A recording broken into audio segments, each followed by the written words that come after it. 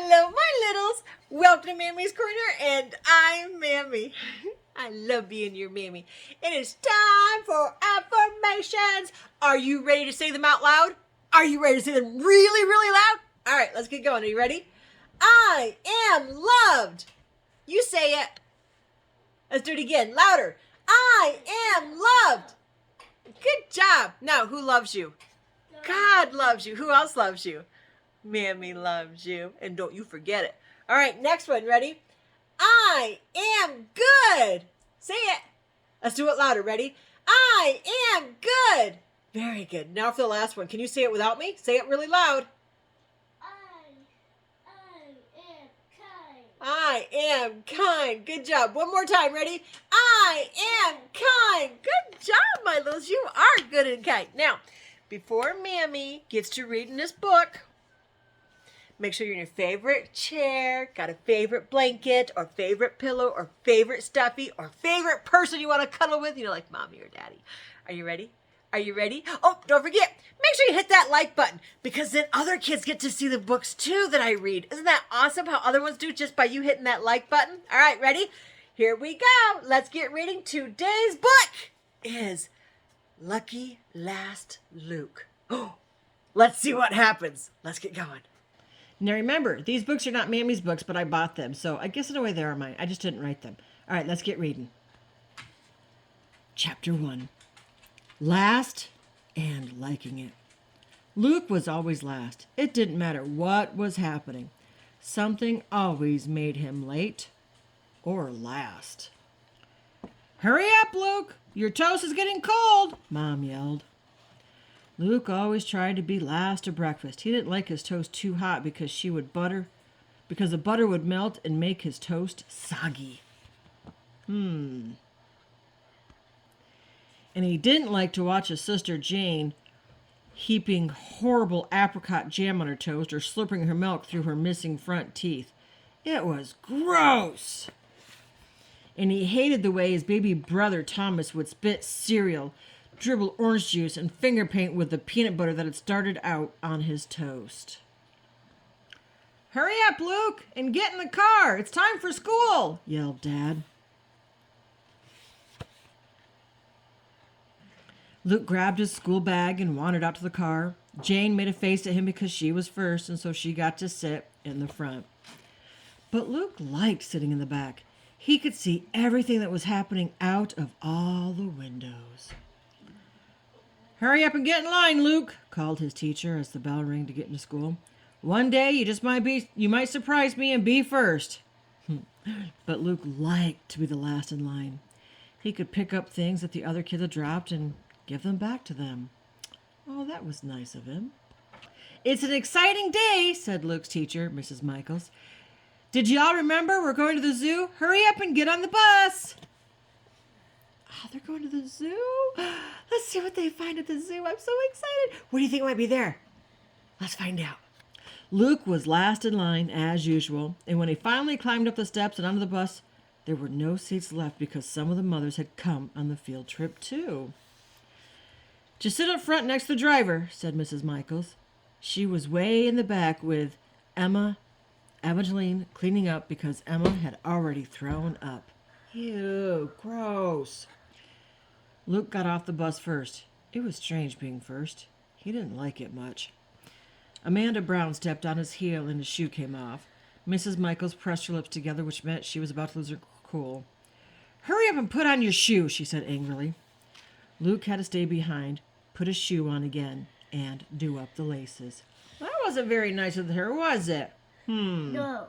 Chapter 2, at the zoo. Last in the line again, Luke felt happy. They went to see the elephants, and the biggest one was in a bad mood. It squirted black gooey stuff all over Sarah Diaz's best blue dress, and she screamed her head off. That was probably funny, huh? Be quiet, Sarah. It'll wash off, snapped Mrs. Michaels. She hurried them all away from the elephants. Well, that wasn't very nice of her to say it like that, was it, my littles? Oh, my goodness. She could have said it nicer. Luke was last, of course. He picked up the donut Sarah had dropped and threw it to the baby elephant. The big elephant trumped so loudly that Luke nearly jumped through the sky. But it was great fun. At the ostriches, Ben Borghini teased the biggest ostrich by strutting and jerking his elbows up and down. It fluffed up its feathers angrily and charged at the fence. Everyone screamed. Mrs. Michaels went ballistic at Ben, and then she hurried them all away. Luke was last in line again. He was able to pick up the beautiful feather that the ostrich had dropped. He put it in his bag. Wow! They all arrived at the gorilla's cage. Ben Borghini made faces and jumped up and down in front of the gorilla. "Hey, King Kong, can you play ping pong?" he yelled. Then he took off his cap and threw it into the cage. Everyone laughed. Mrs. Michaels went ape. She made them all move on. Luke was at the end of the line, so he was able to pick up Ben's cap when the gorilla threw it back. "Mrs. Michaels! Mrs. Michaels!" he called, but she wasn't listening, so Luke put the cap in his bag. Oh, that was very nice of him, wasn't it? Yeah. Yeah. "Hurry up, Luke," called Mrs. Michaels as they walked toward the picnic area. "We're going to have our lunch." Oh, Chapter 3, Catch Up Luke. Luke sat by a tree eating slowly. Everyone else finished and Mrs. Michaels took them off to play baseball. Luke finally finished and started after them. But on the way, he saw some people who were busy with cameras and overhead microphones. They were making a TV program about the zoo. Whoa. "Could you just walk over there and hold out this bread to those geese?" said a man wearing a floppy hat to Luke. So Luke did as he was asked. Oh, that was nice of him, wasn't it? Yeah. Mrs. Michaels came rushing back. She thought that Luke was getting attacked by the geese. But the man asked her to sign a piece of paper so that Luke could appear on TV. What? On TV? Oh my goodness, he's going to be on TV. Oh, how exciting. "Stay with the group, please, Luke," said Mrs. Michaels. She went rushing off to stop Ben Borghini from putting his fingers in the aviary. How the other kids were near their kangaroos. Luke wandered off across to look too, just as the rest of the class walked off with Mrs. Michaels. See, there he is. A baby kangaroo had climbed out of its mother's pouch and gotten its head stuck in the fence. Oh no! Luke told the zookeeper. The zookeeper rescued the baby kangaroo and gave Luke some special zoo postcards. Luke proudly put them in his bag. Oh, that was nice. Oh, look. They saved a baby kangaroo. Everyone else was at the wombat enclosure. Ben Borghini put his foot under the fence and a hungry wombat tried to bite his shoe. What? Oh my goodness. Oh my goodness. What? Really? Mrs. Michaels was very busy making everyone line up. "From now on, you can walk in front with me, Ben Borghini," she said angrily. "And so can you, Luke. Then you won't be last." Luke walked down the path at the front of the line with Mrs. Michaels and Ben Borghini. They came to the snake house. Amanda Brown started screaming. She was not going to the snake house. Mrs. Michaels went to comfort Amanda. "Whoa, she's scared of snakes. Are you scared of snakes?" "I know Mammy's scared of snakes." Oh. Ben Borghini went in the exit and everyone followed him. "We're going the wrong way," yelled Luke. So they turned around and went back. Now Luke was last again. No. Deadly snakes beware. Doo-doo-doo. Luke bent down to pull up his socks. As he straightened up, he saw a snake shedding its skin through the window of the deadly snake's cage. Right there. See it? It's in the skin. Snake. "Would you like the skin?" asked the zookeeper who was walking past. Luke nodded. The keeper picked up the skin and gave it to him. Luke put it in his bag. He caught up to the others and watched the otters dive for fish. Ben Borghini tried to climb up the side of the tank for a closer look. He fell in head first. Mrs. Michaels hauled him out. Whoa, that was close. They went to see the giraffe eat leaves from a tall tree. Emma Evangeline bent her neck far back to look and started crying. She said she couldn't bend it forward. Mrs. Michaels rubbed it to make it feel better. Oh, that was nice. Aw.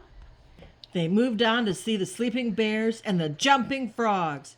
They saw all the animals in the zoo, except the performing seals. Everyone must use the restrooms before getting on the bus, ordered Mrs. Michaels. When Luke came out, everyone had gone. He walked to the exit and saw the bus driving away. Mrs. Michaels must have forgotten to count them. Oh, how sad. Poor Luke. Chapter 4, Left Behind. Luke sighed. What should he do? Then he looked at his watch. It was performance time for the seals, so he walked down the path to the seal tank. The seals were awesome. One seal threw a little hoop in the air and Luke caught it. The seal clapped for Luke with its flippers, and the crowd clapped for Luke and the seal. The seal trainer gave Luke the hoop to keep. He put it in his bag. Aww. The seal trainer noticed that Luke was by himself. Where's your teacher? He asked. Luke explained that the bus had gone without him. I'll phone your school, said the seal trainer. Then while you're waiting to be picked up, you can help me feed the seals. And after that, we can have an afternoon snack. What? How exciting, huh, my littles? Oh, my goodness. The taxi finally arrived to take Luke back to school. When they arrived back at the school, Mrs. Michaels was looking very worried and tired. She gave Luke a big hug. Aww. I wonder if going to the zoo is worth all the trouble, Mrs. Michaels said to the class. What did you notice? What did you find? Luke went up to the front with his bag. He took out the things he had collected at the zoo. He showed everyone the ostrich feather, the zoo cards, the snakeskin, and the seal's hoop that he'd been given. And he gave Ben Bergini back his hat. Luke's friends were very impressed. I'm impressed. Whoa, look at all the stuff that he had in his bag. Oh, my goodness. Mrs. Michaels sighed. Sometimes you are just plain lucky, Luke. Luke smiled. He knew why he liked being last. Do you know why he liked being last? Lucky last, Luke last. He had to live up to his name. The end. Wow! Wasn't that awesome? Luke being last, he got a lot of good things. Wasn't that cool? The ostrich feather. I don't have an ostrich feather. Maybe I need to go to the zoo. Maybe you need to go to the zoo. Oh, my goodness. If you do, make sure you write me at mammiescorner@gmail.com and let me know what you saw at your zoo. All right. So here we are at the end. I hope you liked the story. What do I always do? That's right. Who loves you? God loves you. That's right. Who else loves you? Mammy loves you. But Mammy loves you bestest. Until next time, my littles. Be good and be kind.